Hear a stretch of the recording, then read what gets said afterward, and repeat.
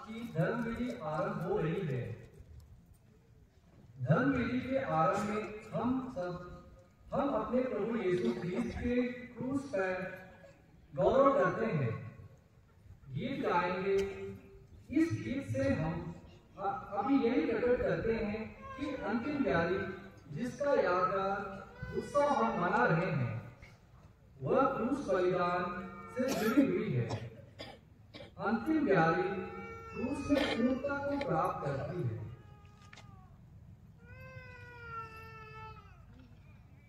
अभी हम गीत गाएंगे। आज इलियम कुजूर के जन्म दिवस के अवसर पर जयंत का खजूर बाहर की ओर से यह बलिदान चढ़ाया जा रहा है।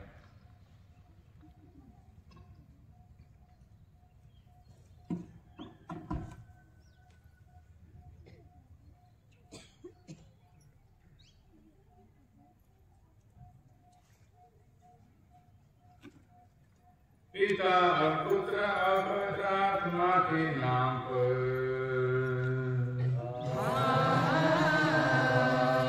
हमारे प्रभु यीशु ख्रीस्त की कृपा, ईश्वर का प्रेम और पवित्र आत्मा का सच्चाया आप सबों को प्राप्त हो।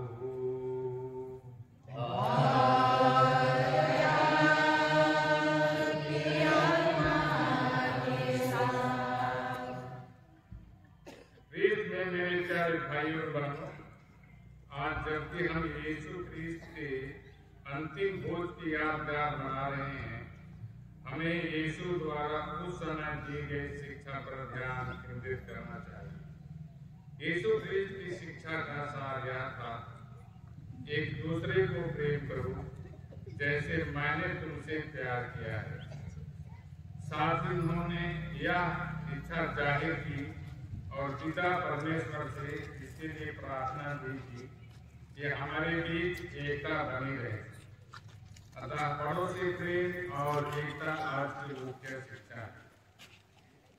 लेकिन अपने दैनिक जीवन में हम कई बार इस पड़ोसी प्रेम और एकता का उल्लंघन करते हैं। हम प्रेम भाव के कारण जरूरतमंद लोगों की सहायता करने आगे नहीं बढ़ते। हम सुसमाचार में वर्णित उन लेवी और याजक के समान व्यवहार करते हैं जिन्होंने अपने भाई को सड़क पर पड़ा देखकर भी उनके लिए कुछ नहीं किया। फिर ईर्ष्या, द्वेष, घृणा, परनिंदा, दोषारोपण आदि के द्वारा अपने समुदाय की एकता को भंग किया। आज हम इन्हीं दोषों के लिए विशेष पछतावा करके ख्रीस्त के प्रति कृतज्ञता प्रकट करने का भी यही अच्छा उपाय होता है। अतः हम सारे हृदय से पड़ोसी प्रेम और एकता के विरुद्ध पापों के लिए माफी मांगे, साथ ही एकता और प्रेम में बढ़ने का भी संकल्प करें। इसलिए हम अपने दिल की जांच करें।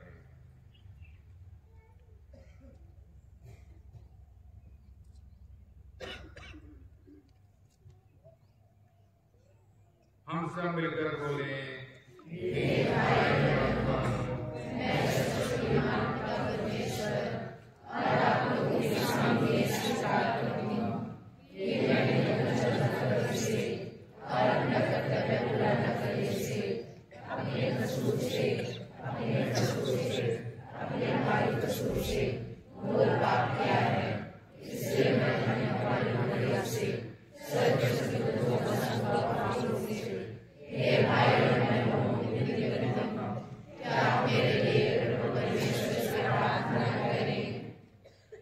सर्वशक्तिमान परमेश्वर हम लोगों पर दया करे और हमारे पाप क्षमा कर हमको अनंत जीवन प्रदान करे। आमीन।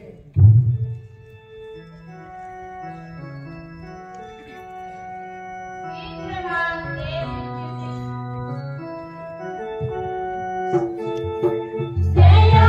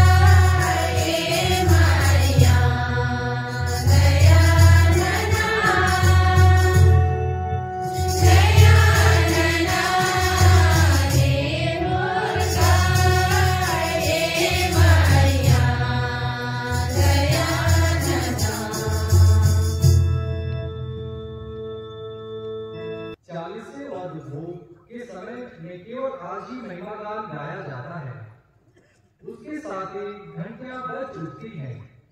यह यूकरिस्ट की स्थापना से जो आनंद प्राप्त हुआ है उसे प्रकट करता है।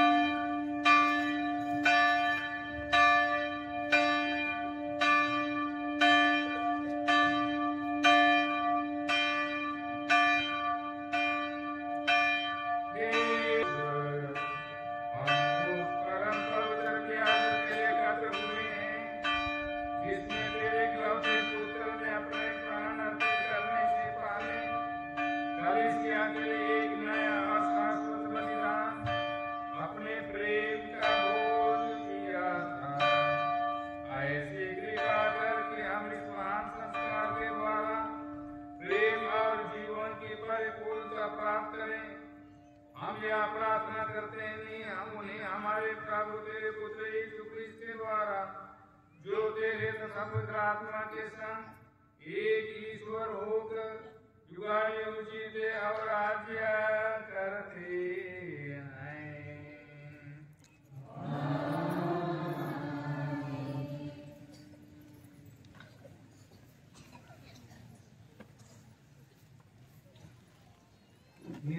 ग्रंथ से लिया गया आज का पहला पाठ ईश्वर द्वारा दी गई उस आज्ञा का वर्णन करता है जिसके तहत यहूदी लोग हर साल पासोवर के अवसर पर मेमना खाते थे।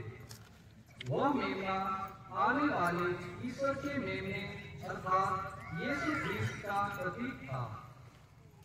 हम पवित्र मिस्सा में कहते हैं, हे ईश्वर के मेमने, तू संसार के पाप लेता है, हम पर दया कर। इन शब्दों से हम अपना यही विश्वास प्रकट करते हैं कि पास्का का वास्तविक मेमना तो यीशु मसीह है।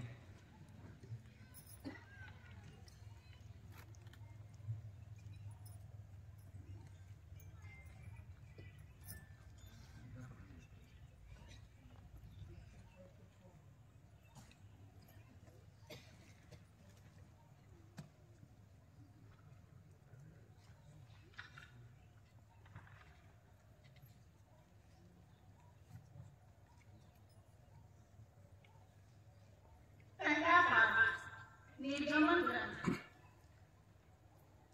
प्रभु ने मिस्र देश में मूसा और हारून से कहा, यह तुम्हारे लिए आदि मास होगा। तुम उसे वर्ष का पहला महीना मान लो। इस्राएल के सारे समुदाय को यह आदेश दो, इस महीने के 10वें दिन हर एक परिवार एक मेमना तैयार रखेगा। यदि मेमना खाने के लिए किसी परिवार में कम लोग हों, तो जरूरत के अनुसार पास वाले घर से लोगों को बुला लो। खाने वालों की संख्या निश्चित करने में हर एक की खाने की रुचि का ध्यान रखो। उस मेमने में कोई दोष न हो, वह नर हो और 1 साल का, वह भेड़ा हो अथवा बकरा। महीने के 10वें दिन तक उसे रख लो। शाम को सब इस्राएली उसको कत्ल करेंगे। जिन घरों में मेमना खाया जाएगा, दरवाजों की चौखट पर उसका लहू पोत दिया जाए। उसी रात को बेखमीर रोटी और कड़वे साग के साथ मेमने का भुना हुआ मांस खाया जाएगा। तुम लोग चप्पल पहनकर, कमर कसकर और हाथ में डंडा लिए खाओगे। तुम जल्दी जल्दी खाओगे, क्योंकि यह प्रभु का पास्का है। उसी रात मैं प्रभु मिस्र देश का परिभ्रमण करूंगा। मिस्र देश में मनुष्यों और जानवरों के सभी पहलाते बच्चों को मार डालूंगा और मिस्र के सभी देवताओं को भी दंड दूंगा। तुम लोगों को कर दिखा दोगे कि तुम इन घरों में रहते हो। वह लहू देखकर मैं तुम लोगों को छोड़ दूंगा। इस तरह जब मैं मिस्र देश को दंड दूंगा, तुम विपत्ति से बच जाओगे। तुम उस दिन का स्मरण रखोगे और उसे प्रभु के आदर में पर्व के रूप में मनाओगे। तुम उसे सभी पीढ़ियों के लिए अनंत काल तक पर्व घोषित करोगे। प्रभु की वाणी।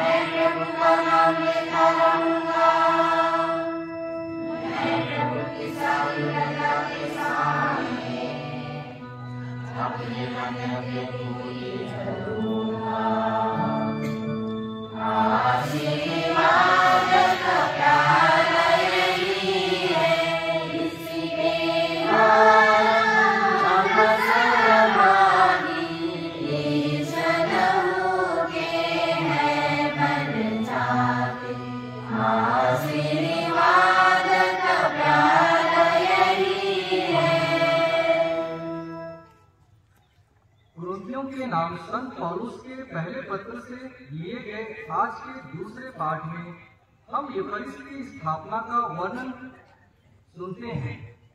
संत पौलुस यह भी कहते हैं कि जब हम यह रोटी खाते और यह प्याला पीते हैं, हम उनकी मृत्यु की घोषणा करते हैं। हम जब भी पवित्र मिस्सा में परप्रसाद ग्रहण करते हैं तो अंतिम त्यागी तथा क्रूस के बलिदान दोनों को याद करते हैं।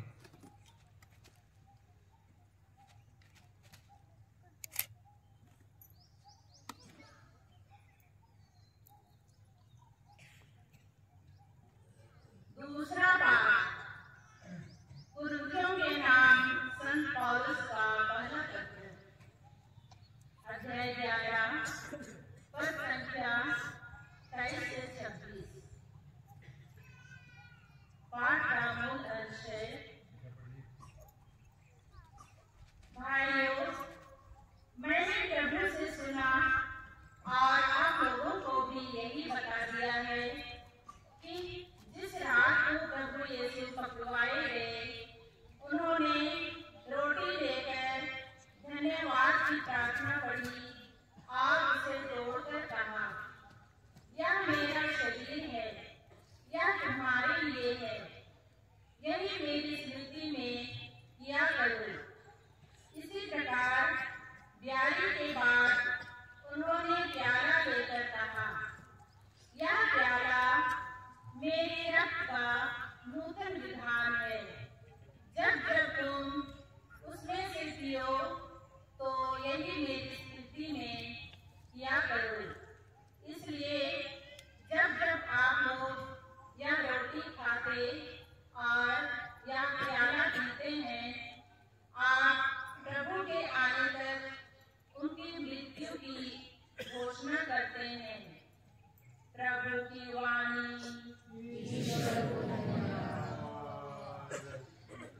गीत क्रमांक 19।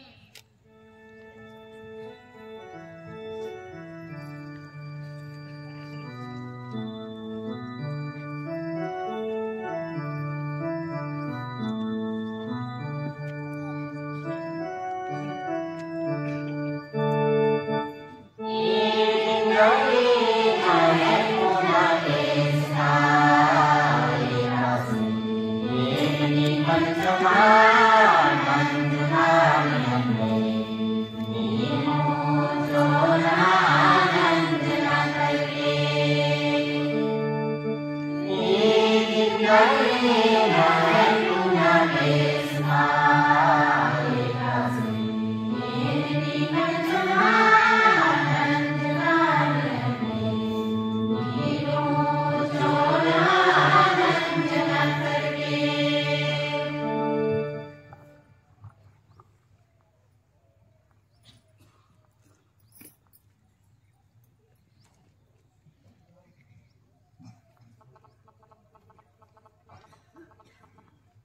पवित्र परमप्रसाद की स्थापना से संबंधित पाठ के बाद अब सुसमाचार पठन होता है, जिसमें यीशु भातृ प्रेम और सेवा भाव की शिक्षा देते हैं और चेले के पैर धोकर इसका उदाहरण प्रस्तुत करते हैं। यूकरिस्ट की स्थापना से संबंधित पाठ को भातृ प्रेम एवं सेवा से संबंधित पाठ के साथ रखा गया है, क्योंकि पवित्र कम्युनियों और भातृ प्रेम का अटूट संबंध है। जब हम दूसरों की सेवा करते हैं, तब उन्हीं के सच्चे शिष्य होने का प्रमाण देते हैं, जिन्हें हम पवित्र कम्युनियों में ग्रहण करते हैं।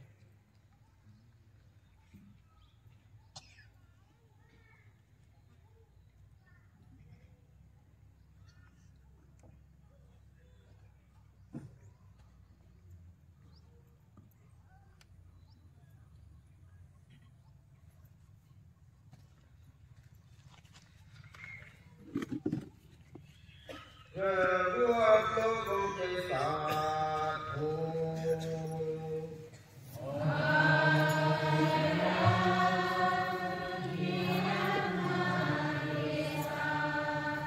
संत योहन के अनुसार पवित्र सुसमाचार।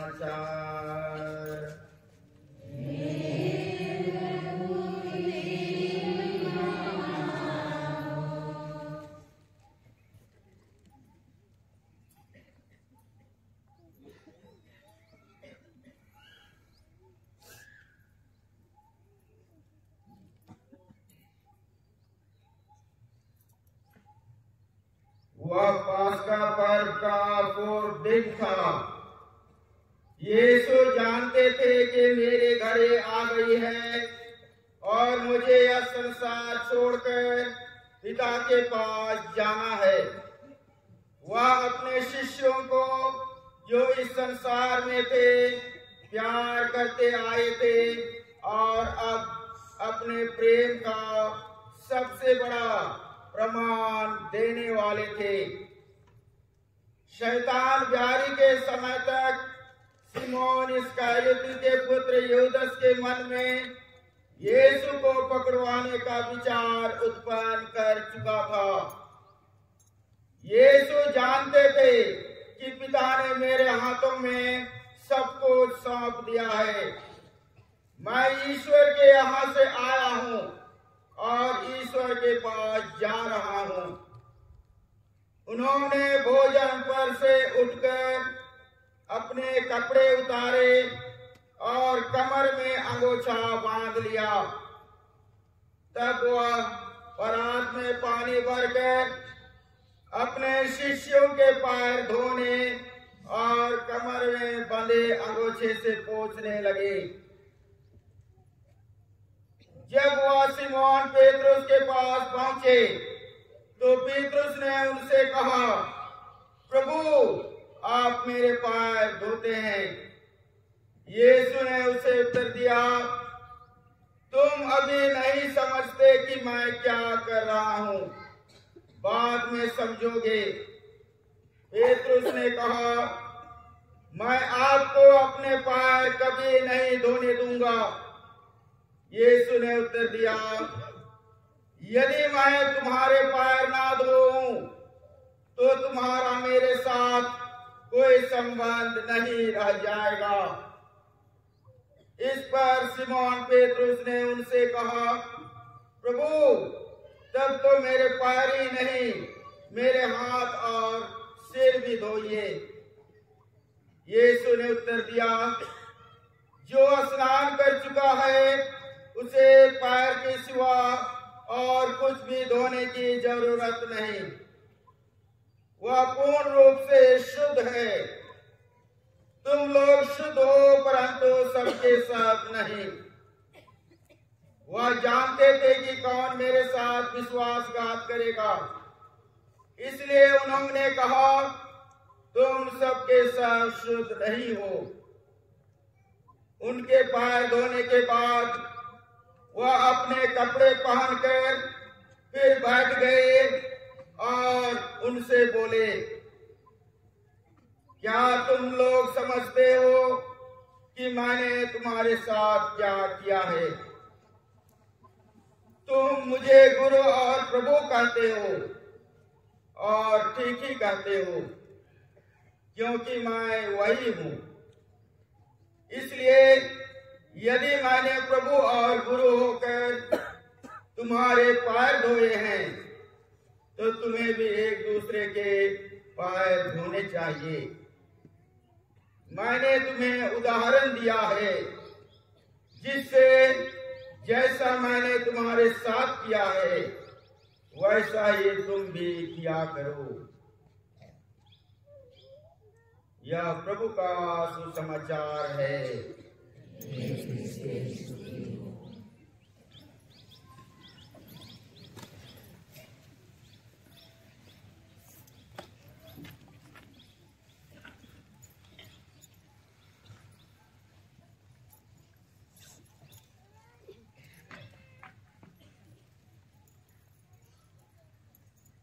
सम्माननीय माता पिता, भाई और बहनों, प्यारे बेटे बेटियों और सनदिए फादरगण, हम सब यह एकत्र हैं पुण्य शुक्रवार मनाने के लिए, बृहस्पतिवार मनाने के लिए। हम सब पुण्य बृहस्पतिवार मनाने के लिए एकत्र हैं, जिसकी चर्चा अगर आप निर्गमन ग्रंथ खोलेंगे तो पूरे निर्गमन ग्रंथ में इसकी चर्चा मिलेगी। खासकर जब आप निर्गमन ग्रंथ अध्याय 12 खोलेंगे और आप पढ़ेंगे 40 से आगे, तो मिलेगा इस्राएली 430 वर्ष तक मिस्र में रहे थे। जिस दिन ये 430 वर्ष समाप्त हुए, उसी दिन प्रभु की समस्त प्रजा मिस्र से निकल गई। प्रभु उस रात जागता रहा, जिससे वह इस्राएलियों को मिस्र से बाहर निकल जाए, ले जाए। इसलिए समस्त इस्राएली एक करके ही उसी रात को प्रभु के आदर में जागरण करते हैं। इसीलिए समस्त इस्राएली पीढ़ी दर पीढ़ी उसी रात को प्रभु के आदर में जागरण करते हैं। उन लोग, इस्राएली लोग याद करते हैं इसको कि मिस्र की गुलामी से उनको ईश्वर ने छुड़ाया था, निकाला था। उसी की उन लोग यादगारी मनाते हैं। आगे अध्याय 13:3 में लिखा है, मूसा ने कहा, यह दिन स्मरण रखना, इसी दिन तुम अपनी दास्ता के घर मिस्र से निकलकर बाहर आए हो, क्योंकि प्रभु ने अपने बाहुबल से तुम्हें उस स्थान से बाहर निकाला है। तो इस्राएली लोग इसी को याद करते थे। हम अभी ख्रिस्तीय नए इस्राएली लोग याद करते हैं, क्योंकि हम भी यीशु क्रिस्त के साथ पार हुए हैं। पास्का का अर्थ होता है पार होना। क्या से हम लोग पार हुए हैं? यीशु क्रिस्त के दुख भोग, मरण और पुनरुत्थान में सम्मिलित होकर हम सब एक नए व्यक्ति बन गए। इसकी हम याद करते हैं।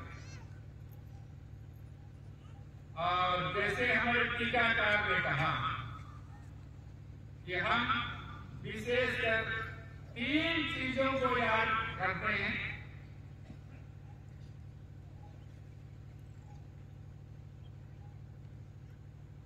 परम प्रसाद की स्थापना,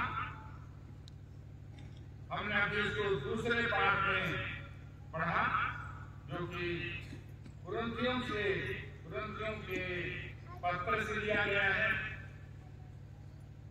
यीशु क्रिस्त ने हमको प्यार किया, पिता ने अनठेकान प्यार किया, इसलिए उसने अपने बेटे को हमारे लिए दिया। यीशु क्रिस्त हमारे साथ, अपने साथ स्थायी रूप से रहना चाहते थे। वे जानते थे कि वे पिता का कार्य करने के बाद वे स्वर्ग चले जाएंगे और मेरे बेटे लोग और मेरे प्यारे लोग अनाथ जैसे रह जाएंगे। फिर भी उसने अनाथ के रूप में छोड़ना नहीं चाहा, किंतु वह हमारे साथ सदा रहना चाहते। इसलिए कुरिन्थियों के नाम पत्र में संत पौलुस बताते हैं कि किस तरह यीशु हमारे साथ हमेशा रहना चाहते, हमेशा रहना चाहते और हमेशा रहना चाहे। इसीलिए उसने परम प्रसाद संस्कार की स्थापना की। वे बताते हैं कि जिस दिन वे पकड़वाए गए, रोटी लेकर धन्यवाद पढ़ी, रोटी तोड़कर उन्होंने कहा, यह मेरा शरीर है जो तुम्हारे लिए, यह मेरी स्मृति में किया करो। इसी प्रकार बिहारी के बाद उन्होंने प्याला लेकर कहा, यह प्याला मेरे रक्त का नूतन विधान है, जब जब तुम उसे पियो तो यही मेरी स्मृति में किया करो। इसलिए जब जब आप लोग यह रोटी खाते और प्याला पीते हैं, आप प्रभु के आने तक की मृत्यु की घोषणा करते हैं। जब तक यीशु क्रिस्त दूसरी बार नहीं आएंगे हमारे पास, तब तक या प्याला और तब तक या रोटी यादगार के रूप में हम सब उनको दिया जाएगा। इस तरह उसने परम प्रसाद की स्थापना की और इसी को जो रोटी और दाखरस के रूप में उन्होंने पिछली दिवाली में चढ़ाया था, उसी को कल उन्निया शुक्रवार को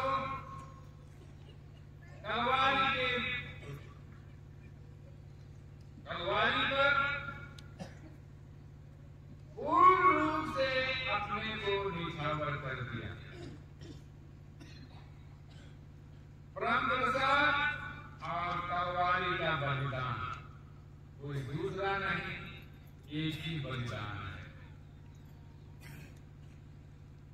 रोटी और दाखरस के रूप में यीशु क्रिस्त ने पवित्र शुक्रवार को अपने को ही कलवारी के बलिदान में अर्पित कर दिया। इसीलिए जब जब हम मिसा चढ़ाते हैं, हम बोलते हैं क्रिस्त मर गए, क्रिस्त जी उठे, क्रिस्त महिमा के साथ आएंगे। इस बलिदान में हम लोग पवित्र मिसा में हम लोग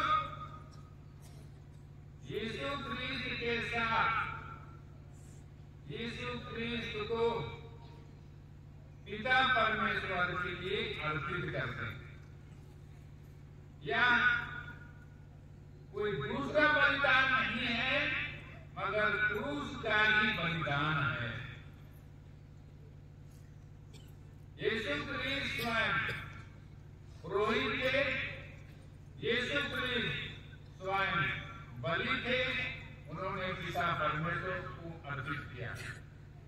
आज यीशु क्रिस्त के स्थान में पुरोहित बलि चढ़ाते और पुरोहित अपने लिए, अपने पापों के लिए, आपके लिए उनके लिए धन्यवाद और मेल मिलाप और पूजा और प्रशंसा का बलिदान चढ़ाते हैं। और पिता परमेश्वर को यीशु क्रिस्त ने ही यही दिया।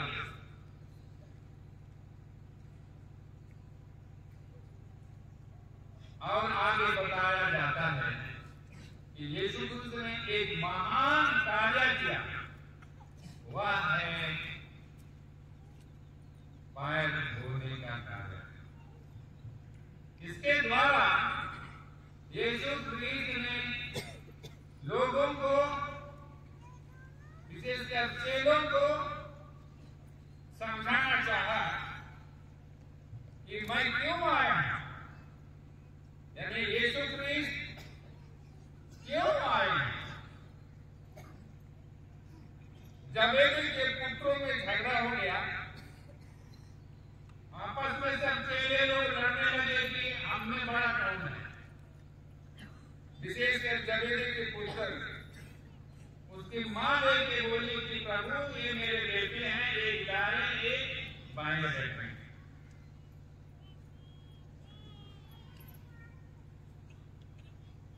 चेलों में ईर्ष्या द्वेष पैदा हुआ, इसलिए क्रिस्त ने कहा दाएं और बाएं बैठाने का मेरा काम नहीं है।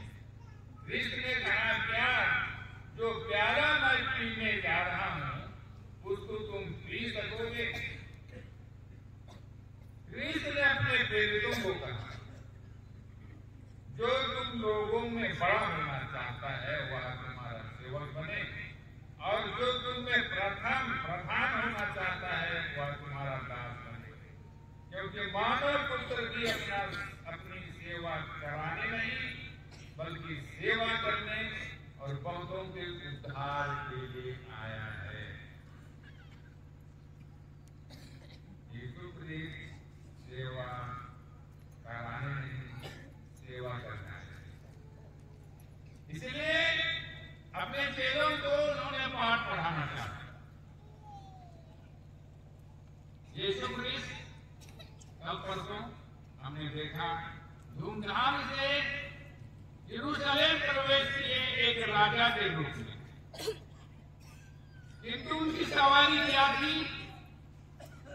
उनकी सवारी थी गधा। गधा क्या है? एक विनम्र जानवर है। और यीशु क्रिस्त अपने विनम्रता को दिखाने के लिए ही उन्होंने गधे की सवारी की।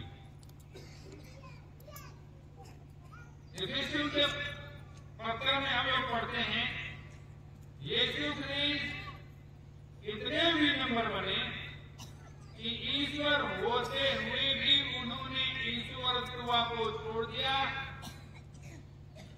और मनुष्य बन गए और मरण तक आज्ञाकारी हुए। उसी को दिखाने के लिए, समझाने के लिए आज यीशु क्रिस्त अपने चेलों के पैर धोते हैं।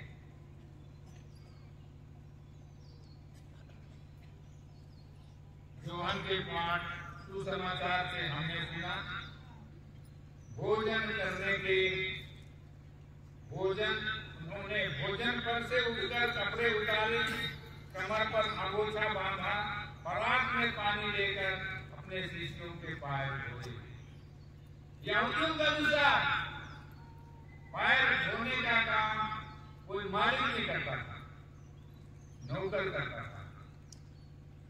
यीशु के चेले इतने बड़बोले थे कि वे किसी का हाथ और पैर धोने के लिए तैयार नहीं थे, किंतु स्वयं यीशु क्रिस्त ने ये कार्य किया।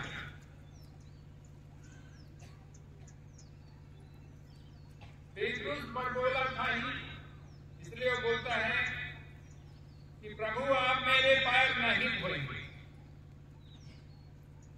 मैं आपको कभी अपने पैर धोने नहीं दूंगा। ईसा ने उत्तर दिया यदि मैं तुम्हारे पैर नहीं धूंगा तो तुम्हारा मेरे साथ कोई सिमोन पीतरुस ने कहा, प्रभु तो मेरे पैर ही नहीं, मेरे हाथ और सिर भी कीजिए। आगे बोलते हैं कि मैंने ऐसा क्यों किया समझते हो? तुम मुझे प्रभु और गुरु कहते हो, ठीक ही कहते हो। तुम मुझे प्रभु और गुरु कहते हो, ठीक ही कहते हो। लेकिन मैंने प्रभु और गुरु होकर तुम्हारे पैर धोए हैं, तो तुम्हें भी तुम्हारे भाइयों के पैर धोने चाहिए। मेरे प्यारे भाइयों बहनों, आज शिक्षा दे रहे हैं, पैर धोने का अर्थ है सेवा करना, सेवा करना। किसी ने मेरे को कहा, आप सेवा नहीं करते हैं, सौदा करते हैं। आप सेवा नहीं करते हैं, सौदा करते हैं। मैंने उनसे कहा था, मेरे भाई, अगर आपको हकीकत देखना है तो चलिए बाहुरा। अभी बिजली है, उसमें बिजली नहीं। अब चले जाइए मधुआ, अभी रोड है, उसमें रोड नहीं। मैं कहा चलिए, आप जाके देखिए कि मेरे भाई और बहन लोग क्या कर रहे हैं। न बिजली है, न पानी है, न रोड है, न पगडंडी है, लेकिन वहां के मरीज लोगों को उठा के वे हमारी धर्म बहनें जसपुर ला रही हैं, कुनकुरी ला रही हैं, अंबिकापुर ला रही हैं, और इसको आप बोलते हैं सौदा।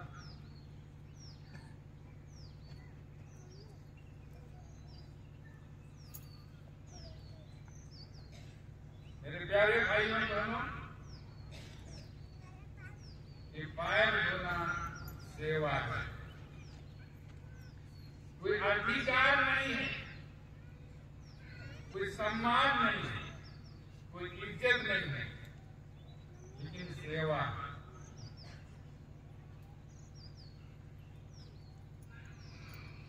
और आगे हम देखेंगे, तुम मेरी स्मृति में किया करो, तुम मेरी स्मृति में किया करो, मेरी स्मृति में किया करो। करने वाला कौन है? पुरोहित है। इस तरह से यीशु क्रिस्त ने पुरोहिताई की स्थापना की। आज हमको पुरोहितों की जरूरत है, आज हमको मिशनरियों की जरूरत है। मैं छाती तान के और पीठ ठोक के बोल सकता हूं कि हमारे जिला में मेरे साथ 40 प्रीस्ट यहाँ से हैं। मैं 40वां पारिश हूँ।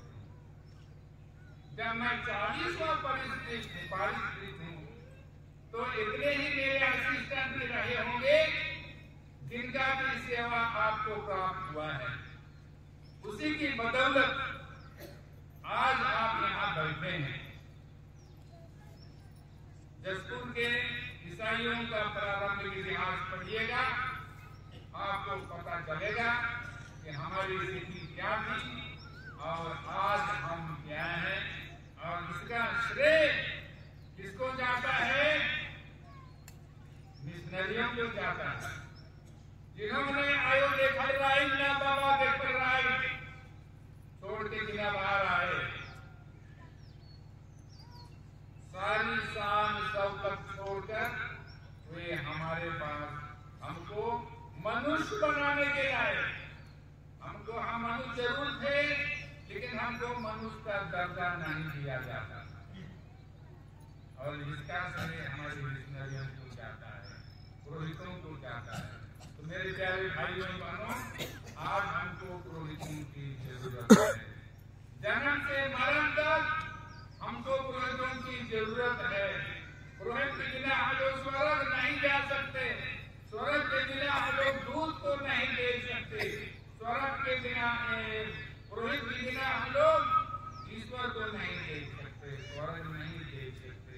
इसलिए हमको पुरोहितों की जरूरत है। पुरोहित को हम लोग फादर बोलते हैं,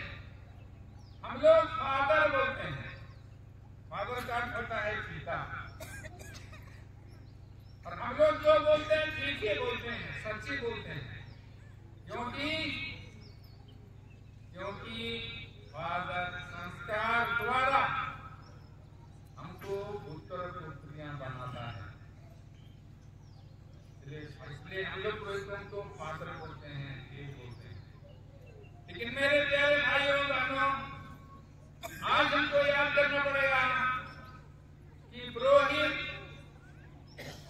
आपके बीच से, आपके परिवार से, आपके मध्य से ही, बीच से ही आता है। पुरोहित ऊपर से तारे के समान नहीं टपकता या नीचे से मशरूम की तरह नहीं उगता।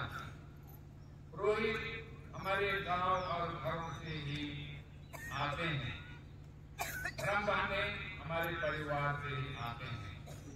उनको भी आपकी दोस्ती की जरूरत है, उसको भी आपकी सहानुभूति की जरूरत है, उसको भी आपकी मित्रता की जरूरत है, उसको भी आपकी मार्गदर्शन की जरूरत है।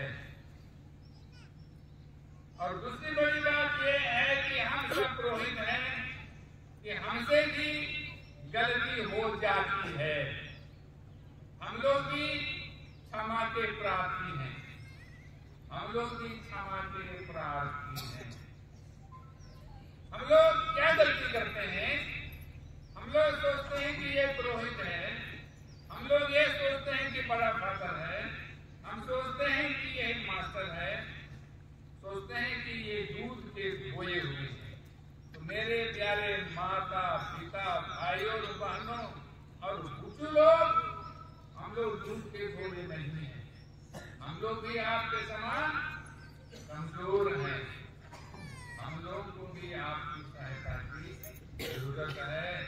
हमें भी आप लोगों की मार्गदर्शन की जरूरत है। तो चलिए हम लोग आज प्रार्थना करेंगे पुरोहितों के लिए। हम लोग पुरोहितों के लिए प्रार्थना नहीं करते हैं। स्वर्ग जाने के लिए हमको पुरोहितों की जरूरत है और पुरोहितों की जरूरत के लिए हमको प्रार्थना करनी है।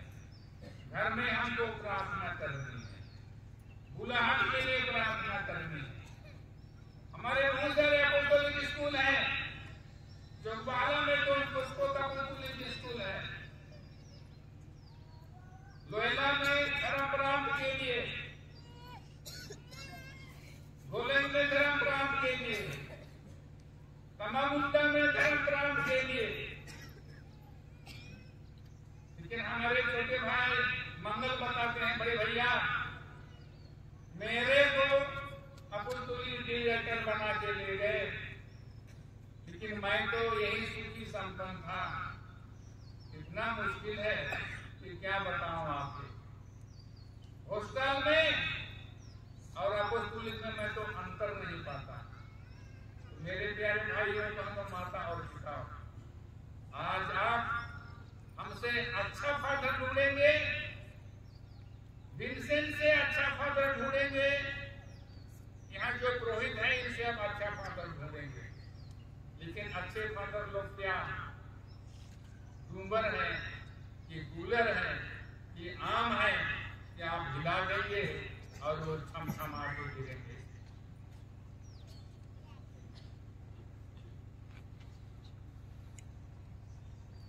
एक पुरोहित को त्याग करने में स्वामी को और प्रोविंशियल को 15-16 साल लगते हैं। 15-16 साल लगते हैं। विशेष ट्रेनिंग के बाद होती है तो और ज्यादा खर्च होता है। चलिए हम उदार बने आज, हम उदार बने आज। आप अपने प्यारे फादर विकास को पूछिएगा कि उसको कौन पढ़ाया है। आपके फादर राकेश को पूछिएगा कि उनको कौन पढ़ाया है। मैं तो आपको बार बार बोलता हूँ और बताता रहता हूँ कि मैं तो एक की संतान हूँ, मेरे को टीचर पढ़ाया है। उसी तरह जितने भी फादर लोग सिस्टर लोग हैं उनको पढ़ाने वाला कोई है, कोई है, मार्गदर्शन देने वाला कोई है, प्रोत्साहन देने वाला कोई है। तो चलिए आज हम पुरोहितों के लिए प्रार्थना करें।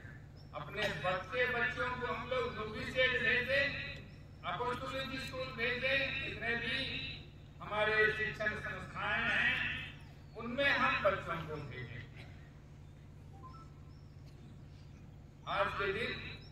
आज के दिन को प्रेम दिवस कहा जाता है। लड़के लड़कियां प्रेम दिवस मनाते हैं। आप लोगों को पता है इसको क्या बोलते हैं? Valentine day, Valentine day. उसको बोलते हैं दूसरी भाषा में लवर्स डे। तो आज वास्तव में देखा जाए तो लवर्स डे है। आज वास्तव में देखा जाए तो प्रेम दिवस है। यीशु ख्रीस्त ने, पिता परमेश्वर ने हम सबको इतना प्यार किया, इतना प्यार किया। हमारे दिवंगत कार्डिनल की भाषा में अनदेखा प्यार किया, जिसकी कोई सीमा नहीं। और उसका सबसे बड़ा परिचय आप सब हैं जो यहाँ बैठे हैं।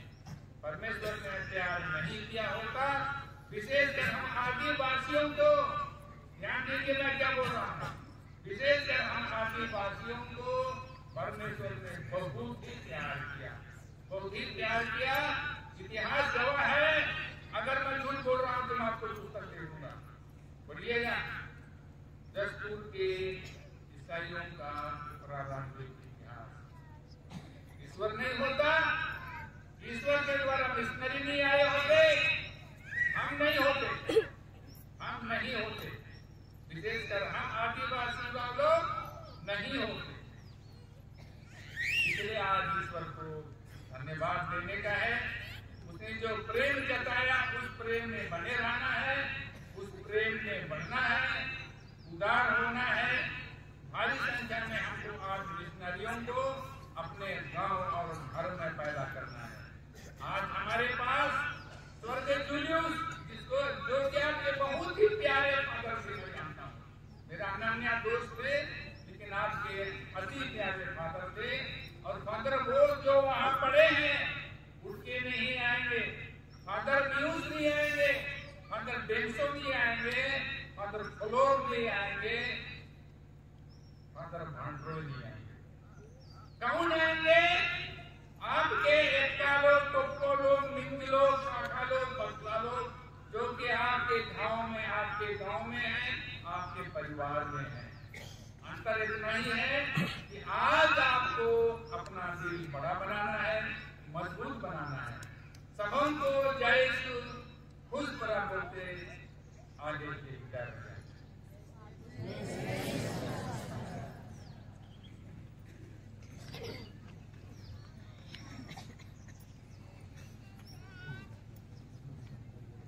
अभी पैर धोवन की धर्म विधि संपन्न होगी। यह आज की एक ऐसी धर्म विधि है जो हमारे हृदय को छू लेती है। यह धर्म विधि क्रिस्तीय नम्रता और प्रेम की व्यवहारिक शिक्षा है। अपने चेलों को इनकी शिक्षा देने के लिए यीशु ने स्वयं ही एक दास के समान उनके पैर धोए।